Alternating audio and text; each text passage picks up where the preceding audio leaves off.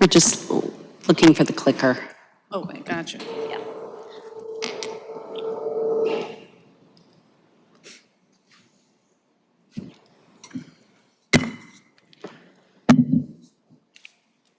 They're gonna click? Okay.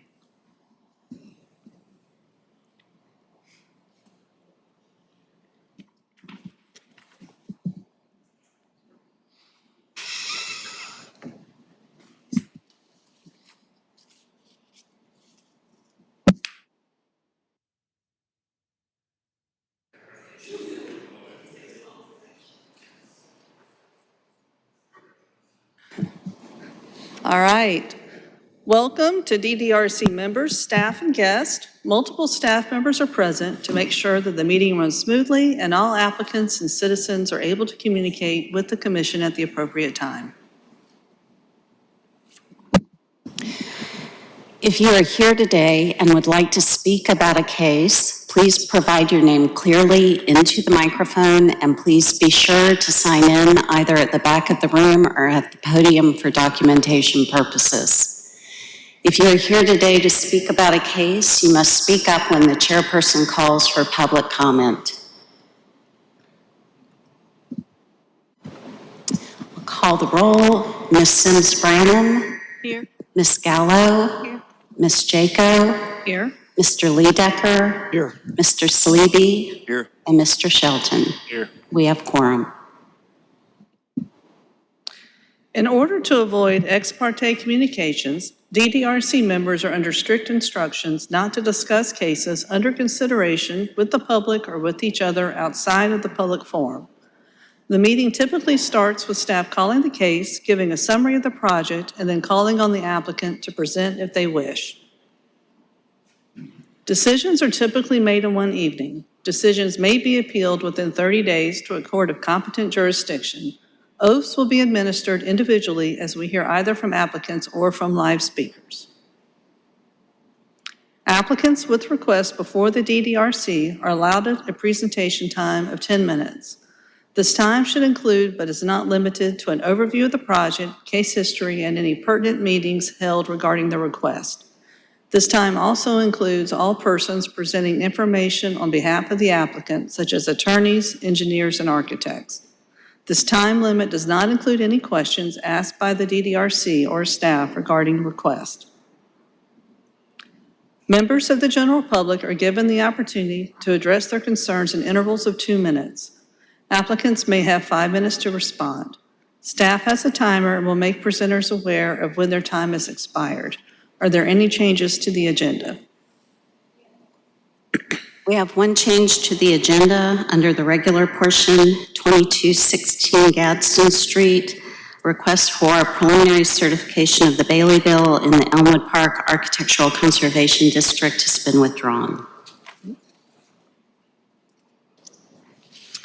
The DDRC uses the consent agenda to approve non-controversial or routine matters by a single motion and vote. If a member of the DDRC or the general public wants to discuss an item on the consent agenda, that item is removed from the consent agenda and considered during the meeting. The DDRC then approves the remaining consent agenda items. Will staff please review the consent agenda? Certainly, the first item is 2210 Lincoln Street, a request for preliminary certification of the Bailey Bill in the Elmwood Park Architectural Conservation District. The next is 1615 Blanding Street, request for design approval for an accessory structure for an individual landmark. 1217 Maple Street, a request for design approval for an accessory structure in the Melrose Heights Oak Lawn Architectural Conservation District. 916 Pine Street, request for design approval for construction of a single-family home in the Old Shandon Lower Waverly Protection Area, Area A. And last, 2801 Drayton Street, request for design approval for new construction in the North Main Corridor Design Overlay District.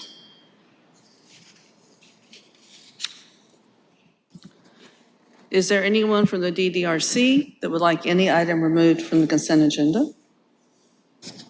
Anybody on the board? Okay.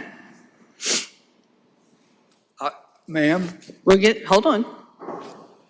Is there anyone from the public that would like to have an item removed from the consent agenda? Yes. I'm Jim Daniel, Catawba Properties. I'd like 2801 Drayton Street moved to the regular agenda. Okay, Thank you. we'll move that to the end of the regular agenda. Do I have a motion and a second to accept the consent agenda with the change of moving the one case, 2801 Drayton Street, to the regular agenda, and also the December of 2025 minutes? So moved. Second. Ms. Jaco, Yes. Ms. Sims Burnham, Yes. Ms. Gallo, Yes. Mr. Lee Decker, Yes. Mr. Salibi, Yes. Mr. Shelton. Yes. Motion passes. All right, great. We will move then to the regular agenda.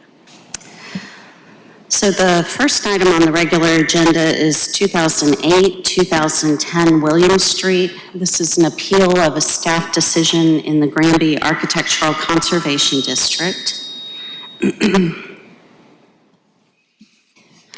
The Salt Box duplex in Granville Village was approved for an addition and for the Bailey Bill in April 2025. The building was clad in asbestos siding, thought to be original at the time of the DDRC review, and had original windows in place on the front and sides. The scope of work at the time included a two-story addition to the rear of the building, and for the Bailey Bill, replacement of the asbestos siding with cement fiberboard, repairing the original windows, and upgrading systems. The application was approved with conditions that included that the windows would be repaired and that staff would need to assess the existing front doors to see if they could be repaired. A CDA for the project was issued in September 2025 with the conditions for approval as listed in the approved DDRC evaluation. In November 2025, the applicant contacted staff to meet on site and to discuss the siding. During the site visit, staff found that the original lap siding was actually in place under the asbestos, which had originally been thought to be the only siding on the building. As such, per the district and the Bailey Bill guidelines, the wood lap siding would need to be left intact when the asbestos was removed, so that staff could assess its condition to determine if the siding was in repairable condition. The applicant and staff agreed that staff would be contacted during the asbestos removal so that this assessment could be made. Unfortunately, in early December, the owners reported that their crew had mistakenly removed all of the original wood siding as well as the asbestos siding from the house. Upon visiting the site, staff judged that the discarded wood siding was damaged beyond being reusable. In conversations with the applicants on site and via email, staff explained that due to the loss of historic material without staff review or approval, and in violation of the district and Bailey Bill guidelines, the Bailey Bill would need to be revoked, and the siding on the historic structure would need to be replaced with wood to match the original wood siding. The proposed rear addition, however, would be permitted to use hardy board as previously motioned by the DDRC, since this is not an original part of the building. Staff reissued a CDA with the new siding specification in December 2025. The applicants are moving forward with purchasing the wood siding for the house and hardy board for the addition. Most recently, the applicants asked to appeal the staff decision to revoke the Bailey Bill, as well as requesting to replace the extant windows with new aluminum-clad wood windows and to replace the front doors. Staff has not seen the front doors and at this point in time is not sure whether they were removed and discarded at the same time as the siding. If the front doors are no longer extant, the applicants have suggested a wooden front door, which would need some minor adjustments to be appropriate for the structure and the historic district. And I'll just read through the guidelines for doors for the district. Principles include significant features such as doors and entrances should be preserved wherever possible Changes to door size and configuration should be avoided. Replacement doors should either match the original or substitute new materials and designs sympathetic to the original. Sometimes new entrances are required for practical reasons or to satisfy code. These new entrances on principal facades should be avoided. New entrances can result in loss of historic fabric and detailing, changing the rhythm of bays. They should be compatible with the building and located on side or rear walls that are not readily visible from the public right-of-way. If a historic entrance cannot be incorporated into a contemporary use for the building, the opening and any significant detailing should nevertheless be retained. And I'll just read through the pertinent guidelines for doors. So item number 2, retain and repair historic door openings, doors, screen doors, trim and details such as transoms, sidelights, pediments, and hoods, where they contribute to the architectural character of the building. Staff stated in the original evaluation that if the original front doors are in place, they will be maintained and preserved. However, staff has not yet assessed any extant exterior doors to determine if they are in repairable condition. They are currently not in evidence on the house. If they are on site, these doors should be maintained and repaired to remain in keeping with the guideline. Item number 3, replace missing or deteriorated doors with doors that closely match the original or that are of compatible contemporary design. New materials will be judged based on their visual compatibility to historic materials, of which wood or a combination of wood and glass is most likely. Front doors may be solid panel doors or may have some combination of wood or visually compatible material and glass, with the recommendation being that doors not have more than half their composition in glass. Fiberglass or other visually compatible materials are permitted. The glass and 2-panel door and the 4-panel solid door are 2 examples of historically accurate door styles, although they are not the only door types permitted in the district. The door proposed is wood and appears to be more than 1/2 glass. The slightly longer expanse of glass results in a more formal style than what would have been found in this mill workers neighborhood. Staff recommends revising the dimensions so that the door is 1/2 glass. A 4-panel door is also an option. Item 4, place new entrances on secondary elevations away from the main elevation. Preserve non-functional entrances that are architecturally significant. To that end, 2 doors must be retained on the front facades of salt box structures, although both doors do not have to function as entries. The 2 doors should match. Excuse me. So if new doors are installed on the front of the house, they will be required to match to remain in keeping with this guideline.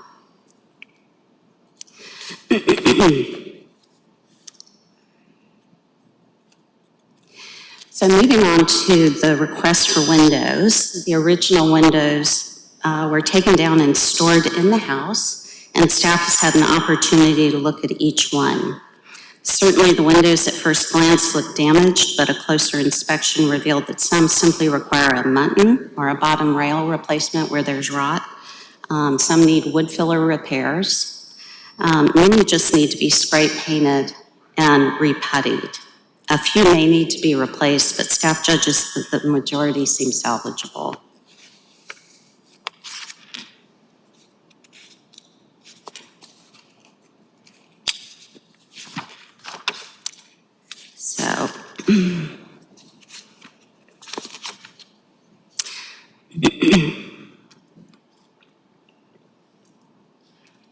So, guidelines for windows. The principles are that windows are a significant character-defining feature of any structure. They are like a piece of good furniture. Original windows were constructed so that individual components could be repaired instead of requiring an entire new unit if one piece breaks or rots. This often means that an existing historic window can be repaired for far less cost than a replacement. Repair of a historic window is the best first step when confronted with a damaged or deteriorated unit.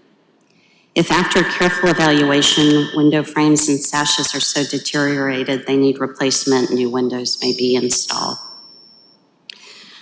Replacement windows must be selected with care. They should generally match the original sash, pane size, configuration, glazing, materials, mutton, and mullion detailing, and profile. Small differences between replacement and historic windows can make big differences in appearance. New windows need not be exact replicas of the originals. If in the Granby Architectural Conservation District it is appropriate to substitute a window configuration, these configurations can be found during the home's period of significance for the original. Original pane configurations on salt box style home and bungalow homes were 6/6 sash windows, which I believe these were, but a 1/1 pane configuration is also acceptable for this district. If 50% or more windows are deteriorated or missing, then wholesale replacement of windows is allowable. When choosing replacements, the qualities of the original windows should be used as criteria. Consider the following features of the original: trim detail, size, shape of frame, sash materials, reflective qualities of glass, reveal or setback of window from wall plane, location of meeting rail, muntin, mullion profiles, and pane configuration. So those are the principles. Guidelines say when technically and economically feasible, repair of deteriorated or damaged windows shall be preferred over replacement. So as stated in the evaluation, to someone not used to working with historic materials, the windows can appear to be beyond repair, but in staff's experience with historic windows, this is not the case for the majority of the windows. And as I stated, some of them simply need some repairs and some basic maintenance. Item number 2, if replacement of a small number of units is deemed necessary after evaluating the sill, frame, sash, paint, and wood surface, hardware, weather stripping stops, trim, operability, and glazing, replace with units that match the original in detailing, size, reflective quality, and materials. So as stated, a small number of sashes may require replacement of parts or full replacement. These should be replaced in kind to match all original details to be in keeping with the guideline. Item number 3, if wholesale replacement is found to be necessary, either match the original unit or substitute a unit appropriate to the home's period of significance, maintaining the use of historic materials where possible. Replacement windows should either match the original or substitute new materials sympathetic to the original. At the time of publication of these guidelines, wood and aluminum-clad windows are the most appropriate replacement materials. The usage of other materials, including vinyl, will be reviewed and evaluated based upon their compatibility, appropriateness with historically accurate materials. All approved materials must be a good visual substitute to wood or the historically accurate material. Every material reviewed shall be evaluated based on the detailing, size, reflective quality, and materials when compared to wood and the original unit. The items listed below will be used to determine appropriateness of proposed windows and materials. Reveal or setback of window from wall plane, materials, reflective quality of glass, muntins, muntin profiles, pane configuration, trim detail, size, shape of frame and sash, location of meeting rail. Staff has not found that wholesale replacement is necessary in this case, but that basic maintenance is the most pressing need with some repairs being necessary. The applicant is requesting to replace all of the windows. Wholesale replacement would not be in keeping with the guidelines.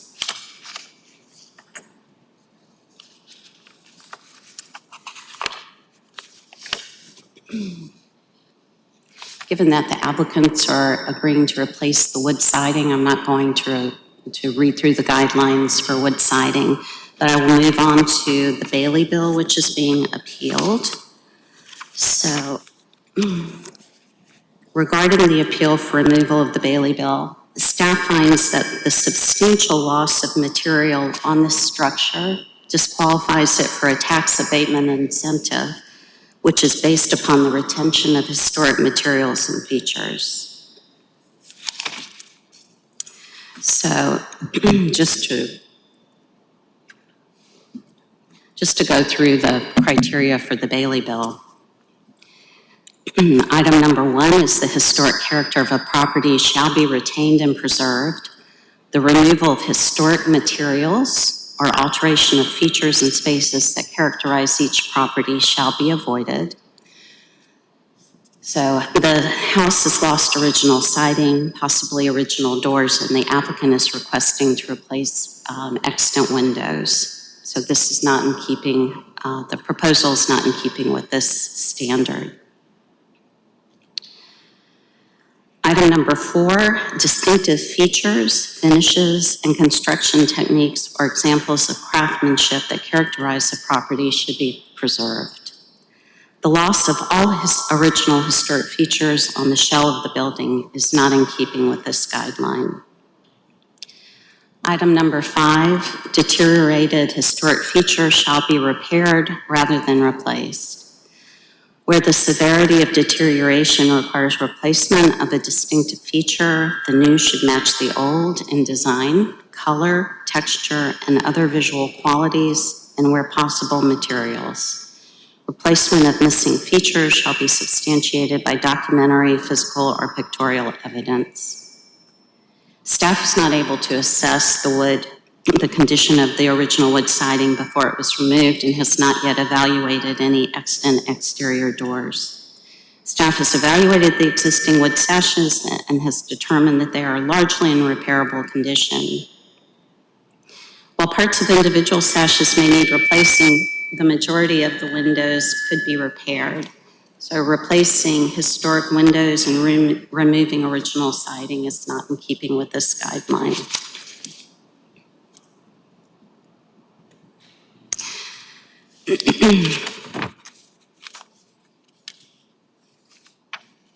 So there is some precedent for the removal of the Bailey Bill on past projects. Largely it is that folks have trouble sometimes meeting the 20% investment threshold as they move through their project. That's usually the reason we see for the removal of the Bailey Bill, which staff handles. But we have had some past Bailey Bills where loss of historic fabric has ended with the revocation of the Bailey Bill. So precedent for that is 2408 Clark Street in the Elmwood Park National Register District in the Historic District. The Bailey Bill was approved in February 2020 and decertified in December 2020 after all windows on the house were replaced without staff review or approval. And then in Williams Street, also in Granby, 123 Williams, the Bailey Bill was approved in 2022, but decertified the same year after porch components such as railings and columns were changed without approval. Yeah. Thank you. Okay, hopefully this is a little better.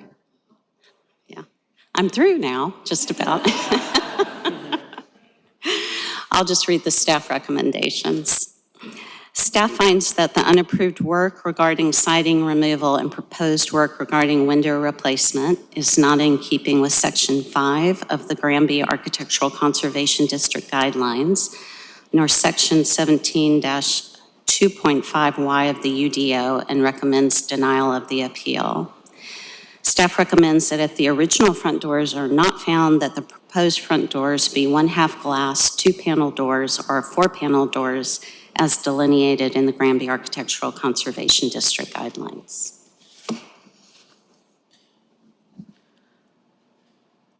Does the applicant plan to do any presentation? Pardon? Does the applicant plan to present, do you know? I don't know.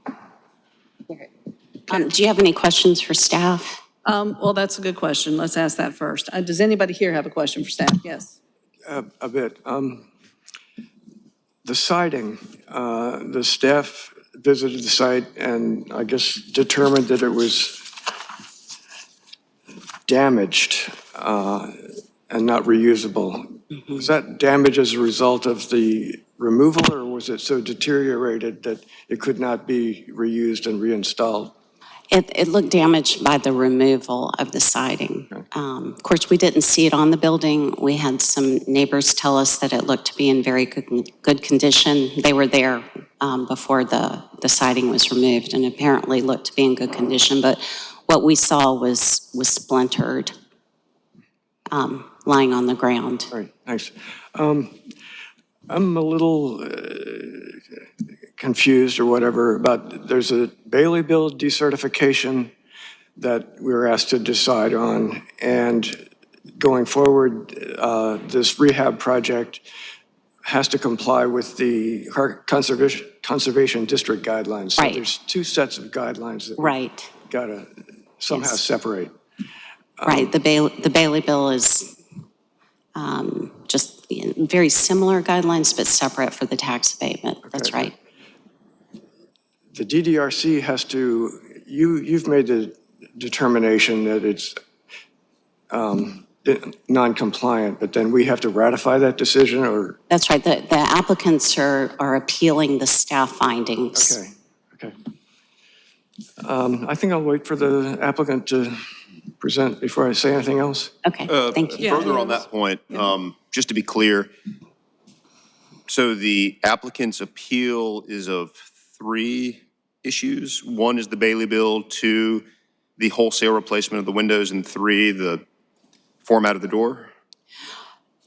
They may be fine with the format of the door. I was unable to get communication on that before the meeting, so on staff recommendations. So you can ask them about that when they present. Thank you. All right, the applicant may come up if you plan to present. And just to clarify, all presenters, speakers, the sign-in sheet is actually in the back. I don't think there is one up at the front, so just please make sure you've signed the one in the back before you leave today. You come up, I'm going to swear you in before you can present. So if you can state your name. Timothy Webb. Say it one more time. Timothy Webb. Okay, and do you swear to tell the truth during this proceeding? Correct. Yes, I do. Okay, thank you. And yes, Miles Madden. say it one more time. Miles Madden. All right, and do you swear to tell the truth during this proceeding? I do. Thank you. Just a note, I don't know, we're having some technology challenges. Just do the best you can to speak as clearly and loudly into that microphone. Thank you. Absolutely. Is it on, staff? All right. Testing. Okay, testing. Yeah, I know, trust me, I understand. Okay, thank you. All right, we'll turn it over for you to speak, and then we'll ask questions. Lean over. Okay, no worries.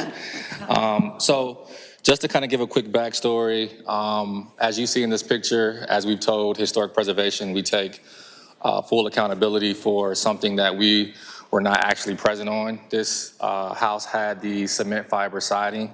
I did meet Historic Preservation at the property. We had a common agreement that we would remove the cement fiber siding to see if the wood would be usable to remain on the house. We did see some areas that were exposed under the cement fiber that looked as if it was rotted. So we ourselves do not know if the material was reliable to still be used. These pictures came from my mother having to go to the property while I was out of town. Completely disappointing. We've done historic preservation in City of Columbia on multiple properties. So this is something that we were absolutely not happy with. And we completely understand the status. One thing that I do want to point out, Amy, if you can go to one of the previous pictures with the windows. Not that one, not that one. Here.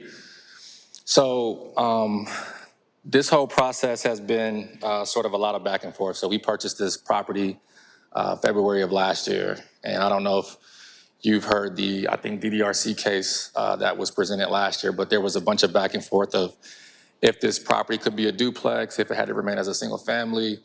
DDRC and Historic Preservation gave us information that it could be a duplex. Zoning came back and said it could not be a duplex. So it's been a bunch of back and forth for, I would have to say, months, where we were paying a monthly note on this property to finally receive a permit around 6 months later, which no one would want to do, to hold the cost of that.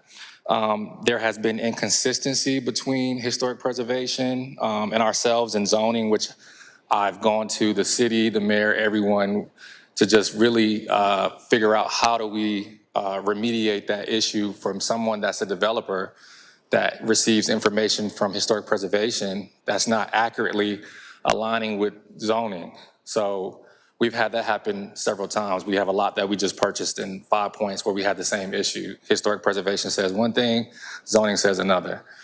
As I want to speak to inconsistency here, so you see vinyl windows, these came out of the house. There was an existing addition that was on this property, and these vinyl windows came out of this property. And I asked the question to historic preservation, and I said, hey, if vinyl windows came out of this house, how did this receive a CO for this to pass through historic preservation? No answer. So it seems as if points are being made to highlight the things that we take full accountability of, but it's not being shown to show the inconsistency as it relates to historic preservation.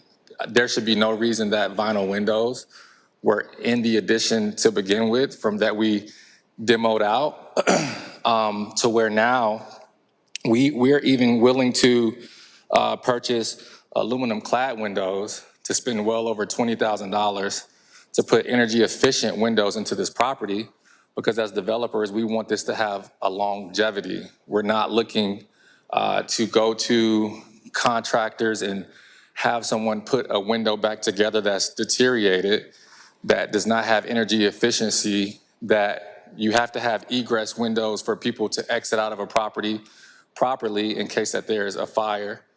And we're having to put our trust into a contractor to go put that window back together. If there, God forbid, is a fire that happens, how do we know that that window is sufficiently put back together for someone to exit that building, that's if it's particularly in the bedroom?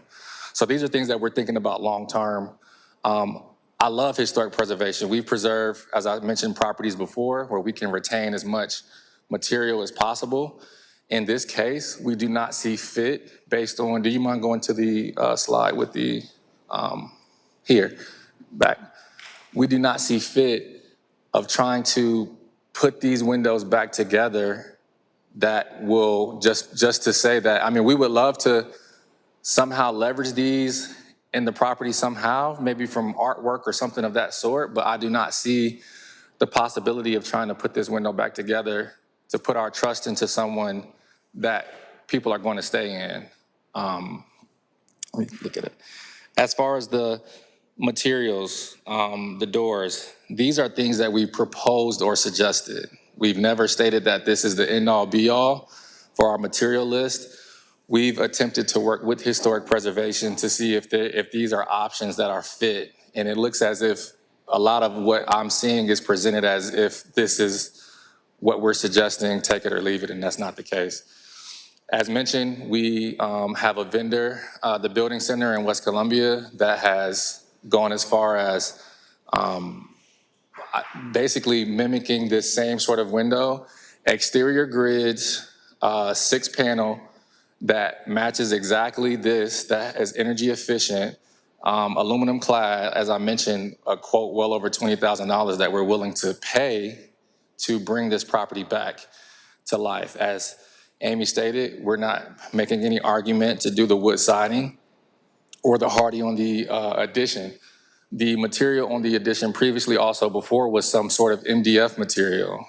So I'm not really understanding how the previous permitted job slipped through the cracks, but it seems as if now a lot of attention due to this error that we've taken accountability for is an extreme spotlight on us. I mean everything from city vehicles driving around the property every day, multiple times a day, people hopping out of the vehicle.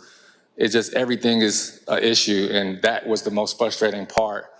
And not to mention a historic preservation member hanging up on us when trying to get on the same page, and no level of apology or rectifying that.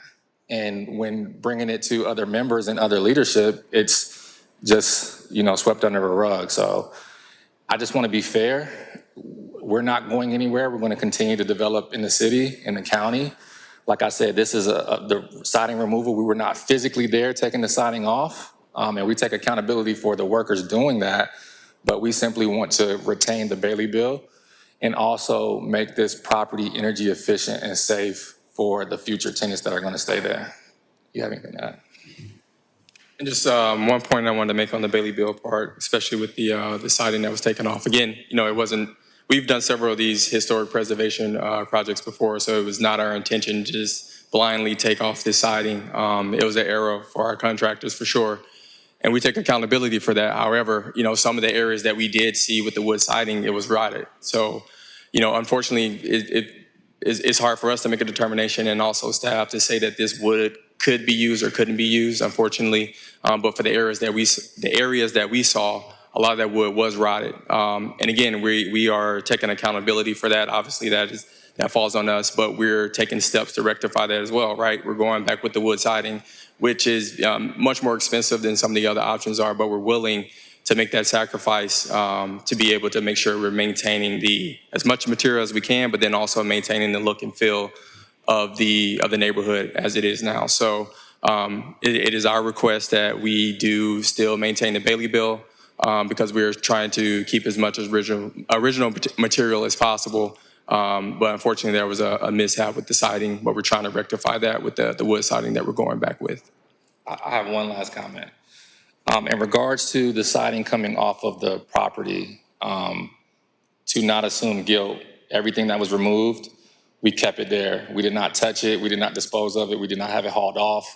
I wanted Amy and Rachel to physically come to the property and see this themselves, right? And I think if we were attempting to hide something, we would have had it hauled off.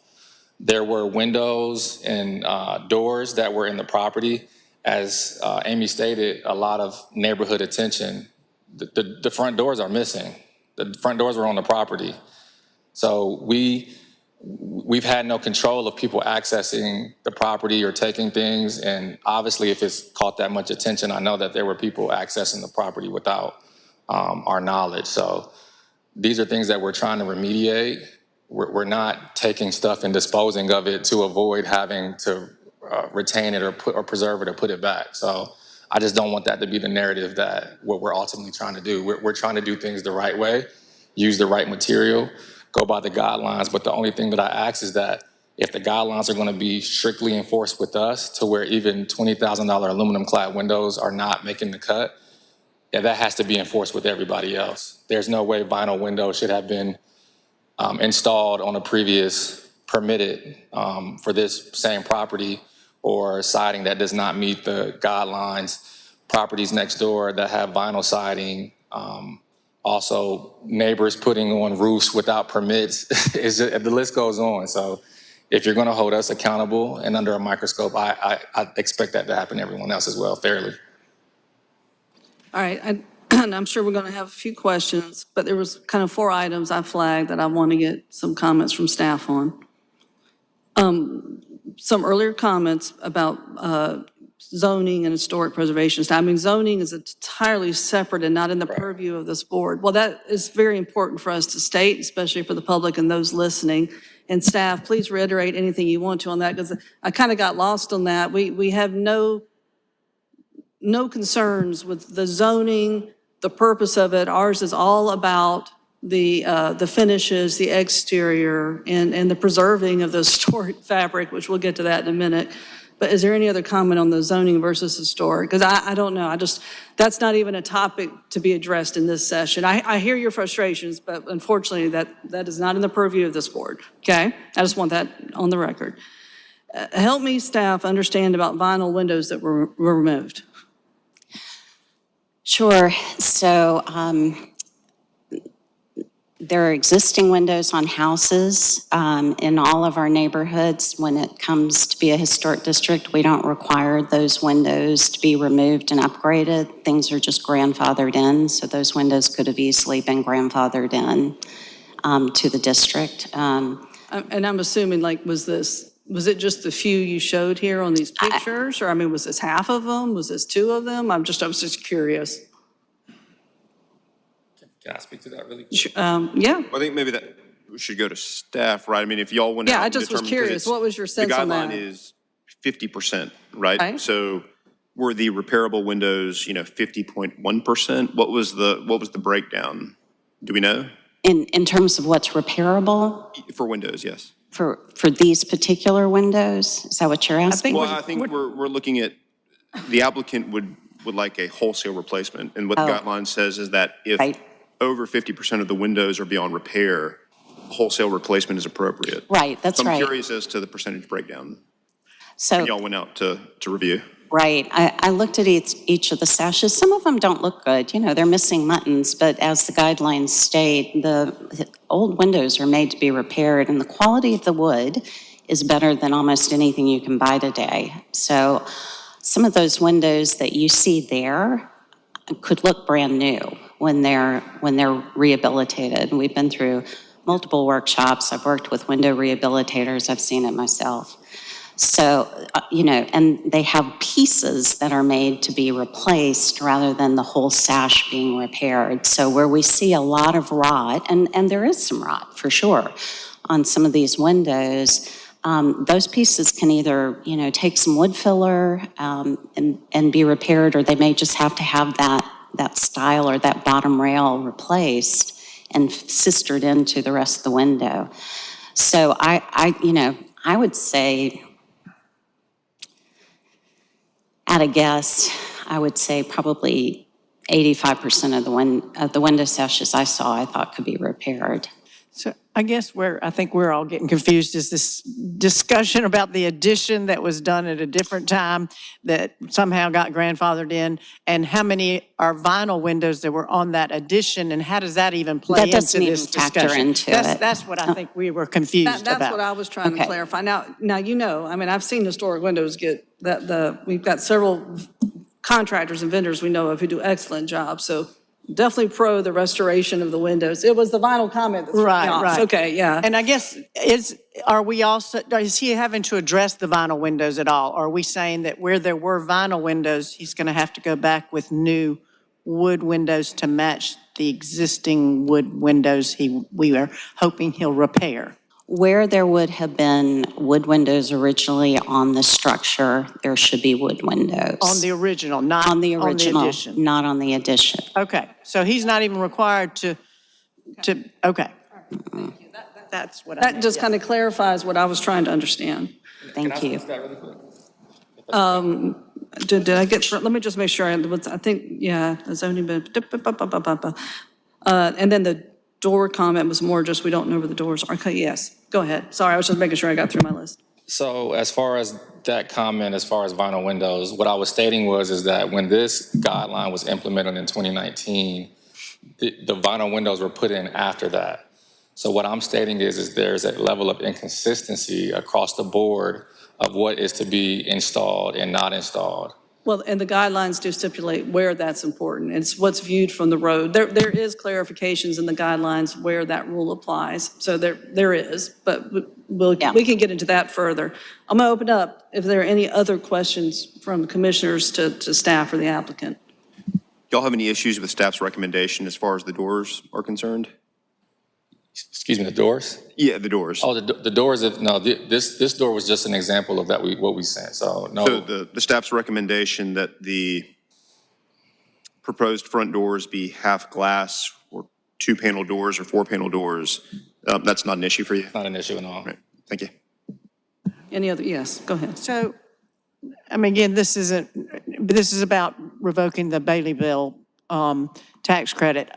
I'm assuming that you have determined that there's no way to meet, and this is a question I think for staff too, the 20% threshold of repairs or whatever on this building. If you took the vinyl siding / wood siding out of the equation, can he still meet the 20% threshold of, or? At that point, with the staff's view is, at this point, there is such a removal of historic original material that it no longer qualifies for the Bailey Bill, period. I see. So it doesn't matter how much more money he's putting into it that might meet the threshold because this other thing was done in error, albeit, but still it was done, and I know you're taking responsibility for it, but. Right. Okay. Yeah, I guess my question was going to be kind of part of that was if there was a pathway back to the Bailey Bill, i.e. the applicant agreed to repair the windows as is, siding back on, and they found a door, would that meet, or we're saying at this point, we're beyond that and the Bailey Bill's gone? Right. The Bailey Bill is about original materials as well as features because the quality of those materials is so superior to what can be found on the market today. And so the tax abatement incentive is for the retention of those materials. So the wood siding that they're buying, it's great that they're going back with wood siding, but what they had was what would have been the equivalent today of mahogany in terms of the denseness of the wood. It's just, it was allowed to mature for that long. And so, once you lose that material, you can't really go back unless you salvage. The intent of the bill is to preserve what's there, so. The intent of I the mean, bill I is think to that's the preserve. bottom line. Now, Yeah, the right. guidelines do say that if the original material is, again, beyond repair, then replacement is acceptable. The applicant mentioned that they left the materials as the contractor removed them on the ground, and who knows how much deterioration took place after they were removed from the structure.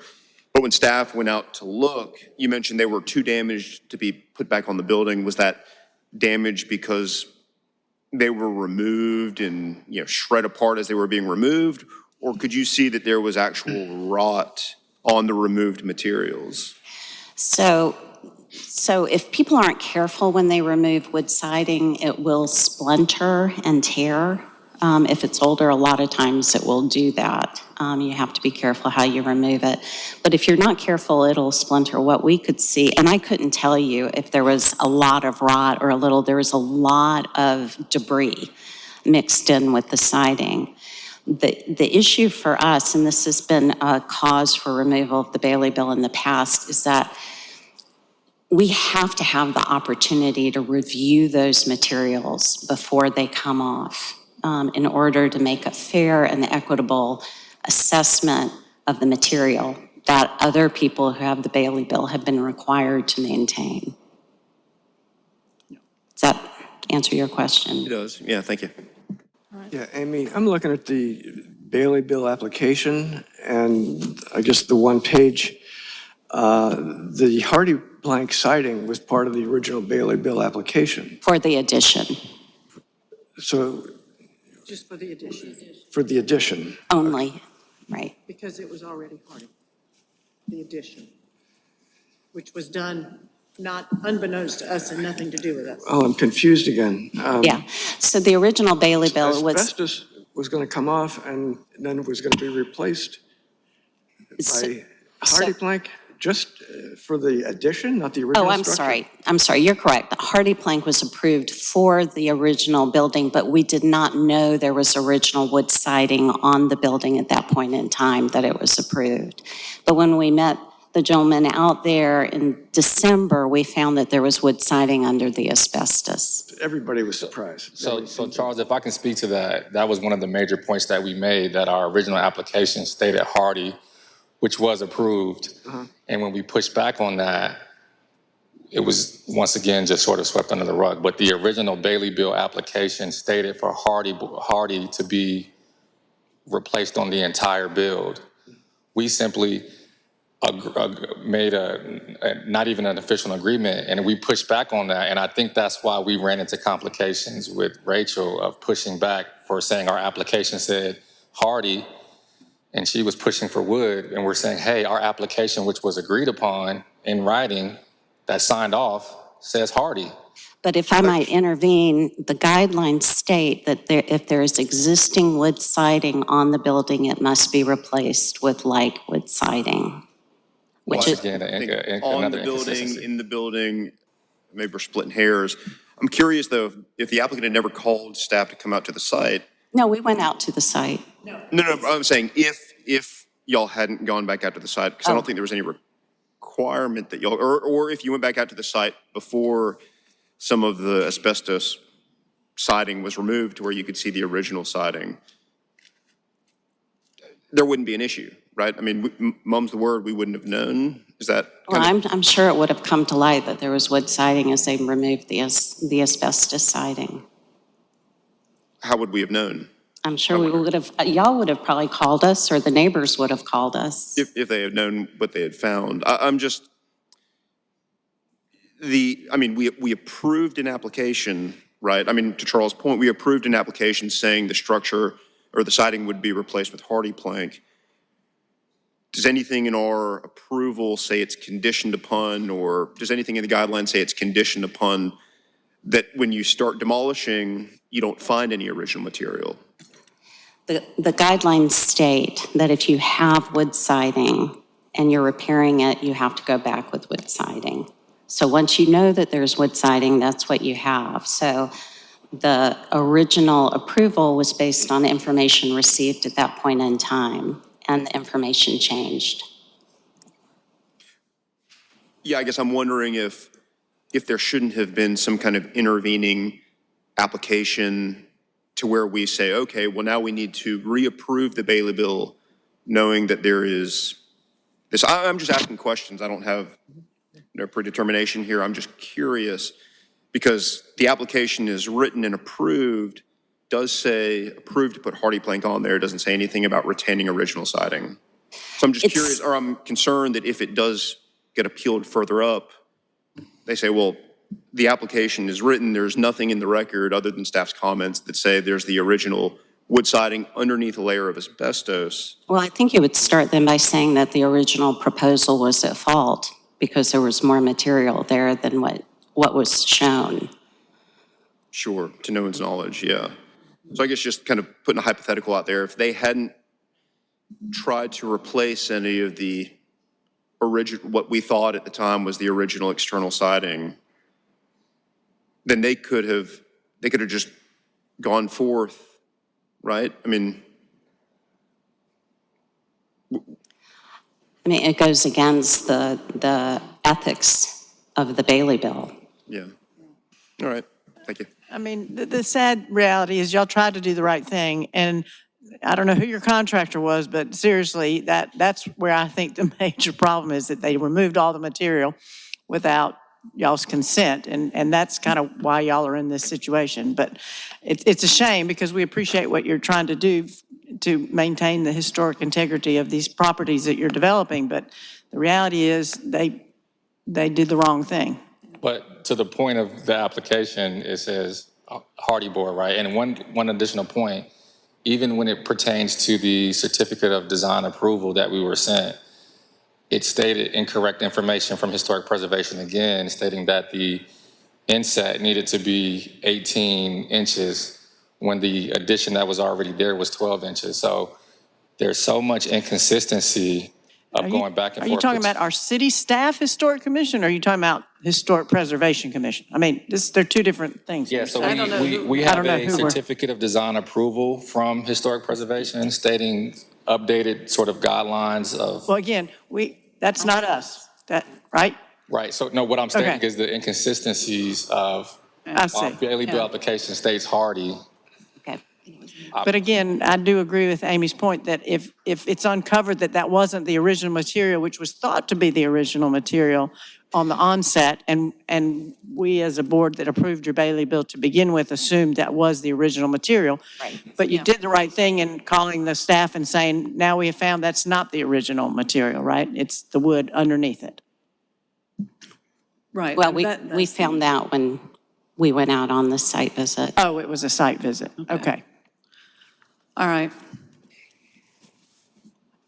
Any other questions? I think we'll turn it over to see if we have public comment, or do you? Just any to other- reiterate, when Yeah. y'all went out on a site visit and you found it, you talked to the applicant and said, please remove just the asbestos and then call us and we'll assess the quality of the actual wood. So That's right. you were given an opportunity, and somehow that was not available to you after your contractor removed all the material. Yeah, but so I also have a picture showing that the identified wood was damaged that I showed. So it's basically up in the air of knowing if the wood under the cement fiber siding was damaged or not. So the picture that I have that exposes the wood shows that it was damaged.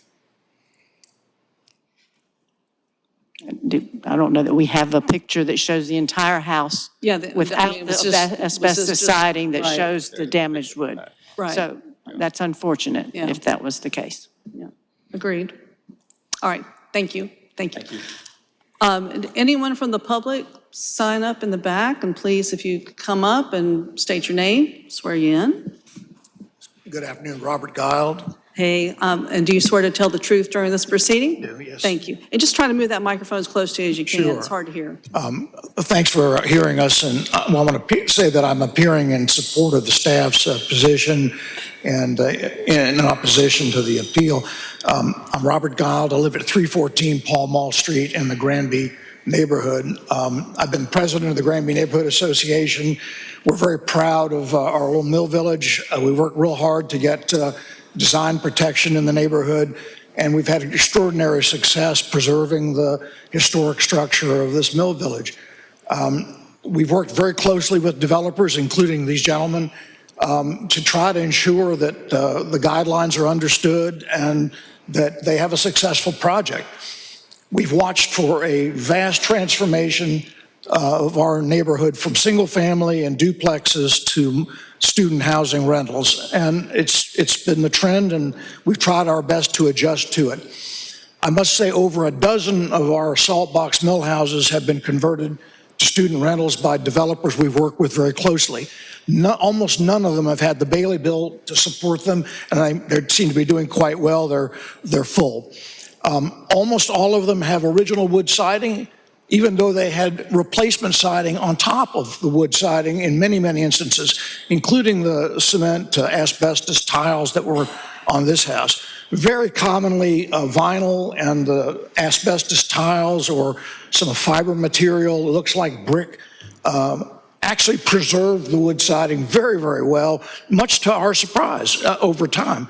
But much of these houses had wood siding that is in superior condition with very few boards that required any replacement or repair at all. And my house personally has wood siding on it, never had anything else on it.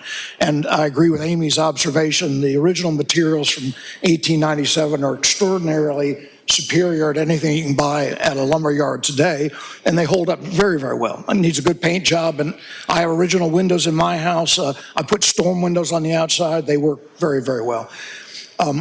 We think it would be a real abuse of the Bailey bill to reward this horrific destruction of historic fabric. I just can't tell you how sad it made me and my neighbors to drive by their house to see it in shambles and a pile, as you see in that illustration in the front yard. We know they can do a better job, and they just didn't do it. The obligation was on the applicants to supervise their contractor. I'm sorry if they take a bath on that score, but the reality is they're going to make plenty of money. There are 6 units in this addition and existing salt box. Most of the conversions are 4 units in our neighborhood, $1,000 a bed. These guys are going to be making $6,000 a month when they rent these things out. So no tears should be shed about them not having the Bailey bill as an extra sweetener for converting a 2-bedroom duplex into a 6-bedroom student rental. And we really encourage you to hold the line on this one and support the staff, in particular in the revocation of the Bailey bill approval. Thank you. Thank you. Did anyone, thank you. I don't know, no questions, I don't think, okay. Anybody else from the public sign up?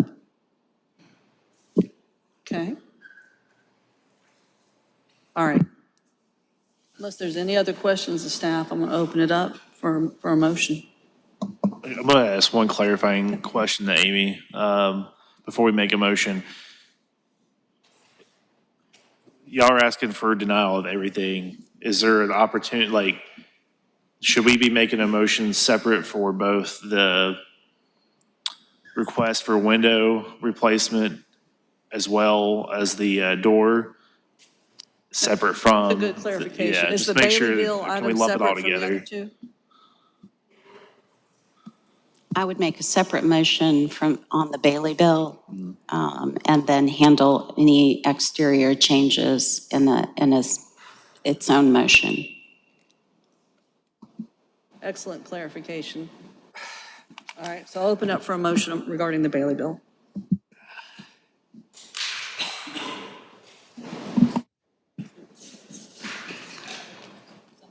Yeah, and I could make a motion. So the motion needs to be to revoke the Bailey bill, right?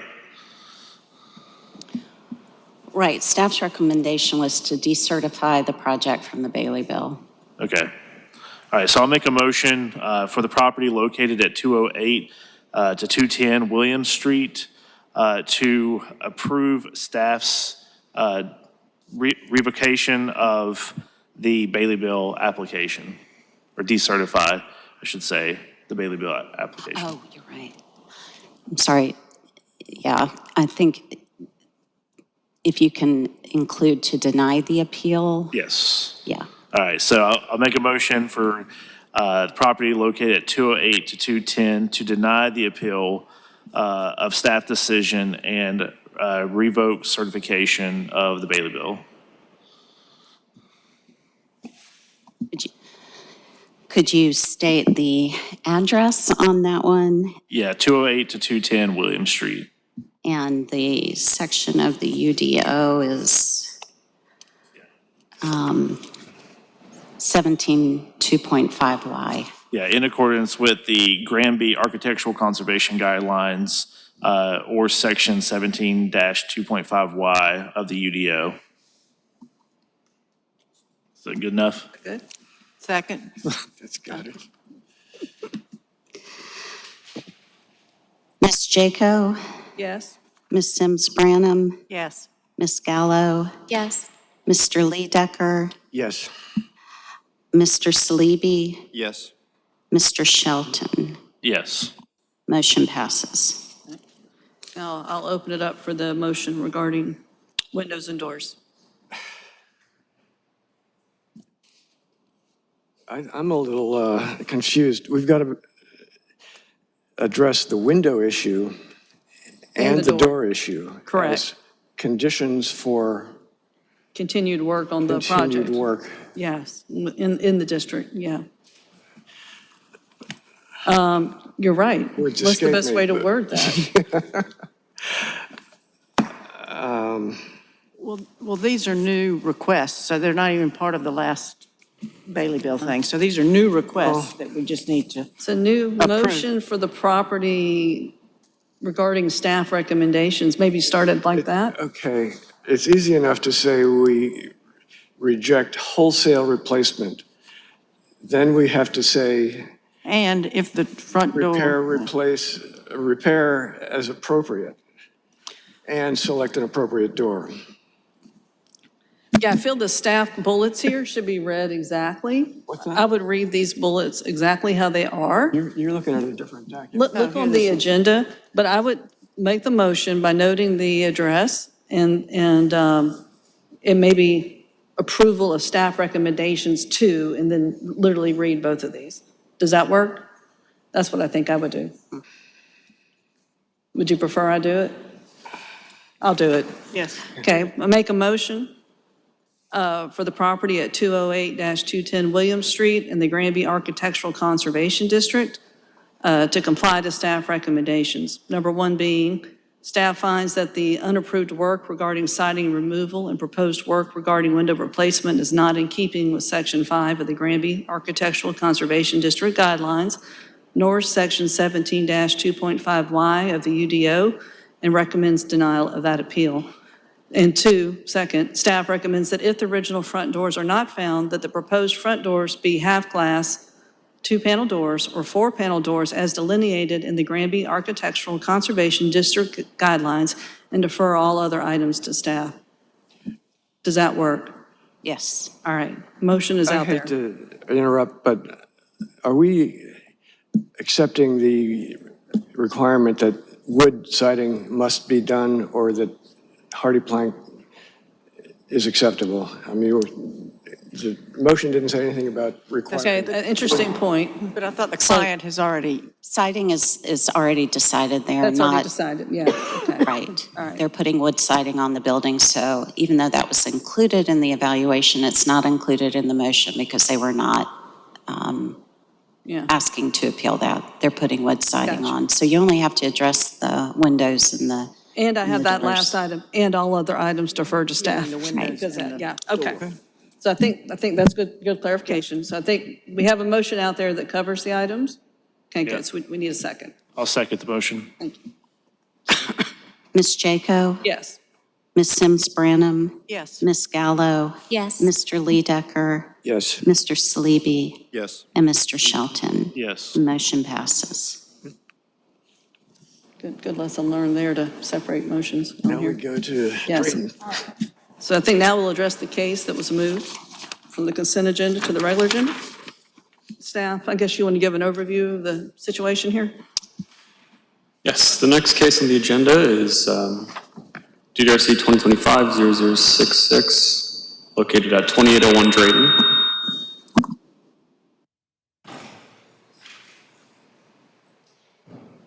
So this proposal involves the conversion of a former used car lot at the corner parcel that overlooks the intersection of Anthony and Drayton Streets into a bar dog park.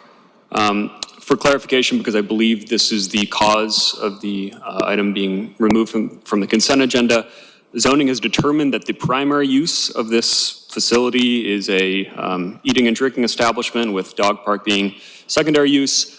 That's not pertinent to this meeting, just to clarify.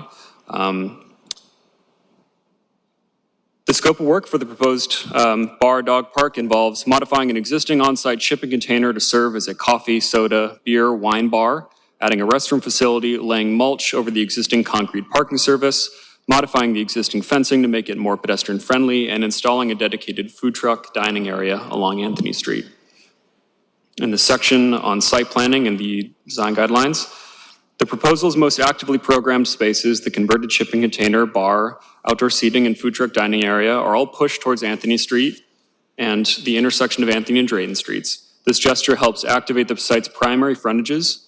The most significant structure proposed on this site, the converted shipping container, is placed near the corner of the parcel.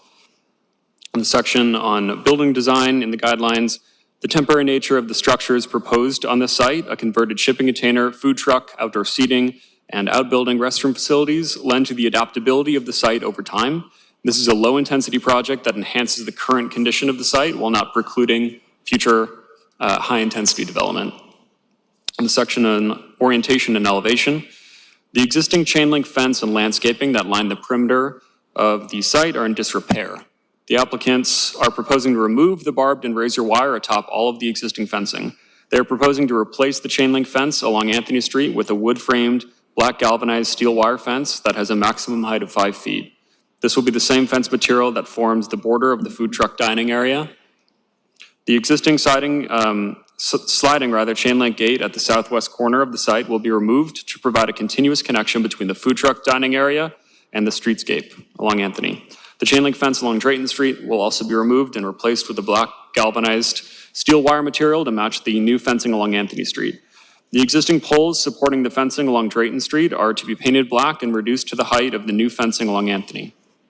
This proposal involves the revitalization and enhancement of the landscaping that lines the base of the perimeter fencing. On section relating to corner articulation and entrances, the primary entrance into the dog park facility is located on Anthony, near the corner of Anthony and Drayton. The converted shipping container, which features an opening that orients towards Anthony Street, is located just north of this entrance and further activates the corner. The entrances on Anthony and Drayton have direct access to the sidewalk. On the section relating to the facade elements and storefront articulation, this proposal involves various treatments to the exterior of the converted shipping container, namely the addition of openings, awnings, countertops, and a repainting that add articulation to its facades and sufficiently engage the public realm. And finally, there's no roof-mounted mechanical equipment included in this proposal. So staff finds that the project substantially meets the design guidelines, new construction section of the North Main corridor design guidelines and recommends granting a certificate of approval with the following conditions: that any changes to the design or additional details that are developed be submitted to staff for review. Are there any questions of staff from any commissioner? Okay. And I assume there's nobody here to present on this project. Okay. The applicant is here. Oh, is the applicant They're here? free to speak if they wish, but Is there anything you want to share? Do you want to come up? And you don't have to, I'm just checking. Okay, all right. Okay, so I guess we'll move to public comment. Whoever signed up, please come on up and state your name. I'm Jim Daniel. Swear to tell the truth during this proceeding? I do. Thank you. I represent the client. I'm a real estate agent with Catawba Properties. I represent the owner of the property to the left of this property. I really came today more than anything else just to find out some answers from the applicant. For example, what are their hours for their food concession dog park? 2, will there be somebody on site while the dogs or the food operation is going on? 3, is there going to be a charge to use the dog park? 4, who is going to be cleaning up the dog mess on the on the facility? And just a little understanding so my client knows exactly what's going beside her. There was a not quite similar project, but there was a place in Cottontown where they approved, I think, a shelter for dogs that were in need. There were a number of problems with that facility with noise, et cetera. I'm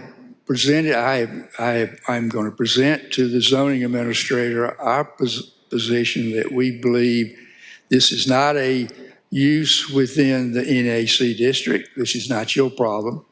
It is separate from a typical park situation. But for right now, I just need some answers. Thank you. Jim, just for our understanding for this board, what questions do you have that are in the purview of what we're over? Because I didn't hear anything that was in the purview of us. I've reached out to the applicant on Tuesday at his office number to ask these questions. He's not responding. Well, fortunately, they're in the audience, so maybe y'all can chat. But did you have any questions specific to the design guidelines or the layout of the I'm park? just trying to find out something about the property. If you guys don't feel y'all can get that information, fine. I'll take it up with zoning. Okay, But okay, right no, I wanted to clarify, because if there's any question specific that we need to look at and But understanding it your seems other like you should concerns. be asking some of the similar questions, but whatever. Thank you. Okay, all right, Yeah, thank I'm you. gonna- And just to be add- curious, so by not asking these questions, you wouldn't think that we're burying our heads in the sands or anything like that? I'm sorry? You wouldn't consider us burying our head in the sand No, by not asking these I'm questions? just trying to Because hear. you have made that comment to this commission before. We are legally not allowed to ask those questions or delve I into understand that. it, but the Okay. applicant's here. He won't respond to my phone call. That's between you and the So applicant. I think we'll have to go the legal route. Thank you. Okay, no, Appreciate it. all right. Okay. Any other questions? All right. Anyone else sign up? All right, I'll open it up for motion. All right, I'll make a motion to approve the certificate of design approval for new construction at 2801 Drayton Street in the North Main Corridor Design Overlay District with the following recommendations. Any changes to the design or additional details that are developed be submitted to staff for review. Second. Ms. Jaco, Yes? Ms. Sims Branham, yes? Ms. Gallo, Yes. Mr. Lee Decker, Yes. Mr. Salibi, Yes. and Mr. Shelton. Yes. Motion passes. Any other business, Amy? Then I gather we can adjourn. Do we need a motion to adjourn? We do not. That's right. All right, then we will be adjourning. Thank you.